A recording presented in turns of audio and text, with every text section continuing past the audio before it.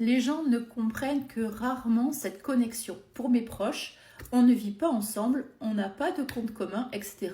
C'est qu'on n'est pas un vrai couple, entre guillemets.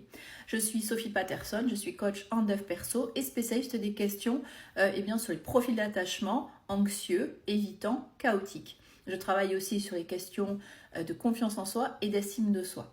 N'hésitez pas à vous abonner, à liker et à partager. Donc cette question, je remercie Maëvad de la poser effectivement, parce que quand on est en relation avec un évitant ou une évitante, ce n'est pas purement masculin, eh bien en fait on est considéré par notre entourage des personnes qui sont un petit peu à part.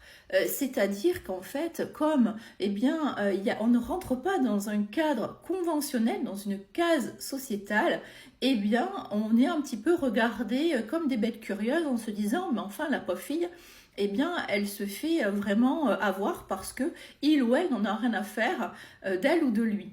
Donc finalement, oui, parce qu'on a du mal effectivement à avoir quelque chose d'assez solide, construit, de base, c'est-à-dire comme les autres couples, c'est-à-dire ça se fait finalement tout naturellement, on se rencontre, on se plaît, on va habiter ensemble, on va se marier éventuellement. Alors tout le monde ne répond pas à ce schéma-là, mais on va dire que c'est quelque chose qui est assez ancré chez les uns et chez les autres. Alors qu'un évitant, finalement, ça va, ça repart, la relation, on est super bien ensemble, mais j'ai pas de nouvelles.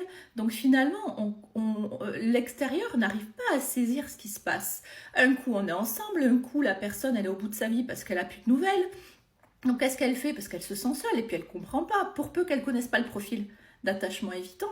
Donc qu'est-ce qu'elle fait? Elle va se retourner vers son entourage qui va dire mais c'est pas possible, qu'est-ce qui se passe? Il s'en fout de toi, mais laisse-le et tout. Mais c'est pas aussi simple, c'est-à-dire que c'est pas quelqu'un qui s'en fout, c'est quelqu'un qui ne parvient pas et qui a du mal avec ses émotions et à construire une relation de couple, parce que dit couple dit manque de liberté.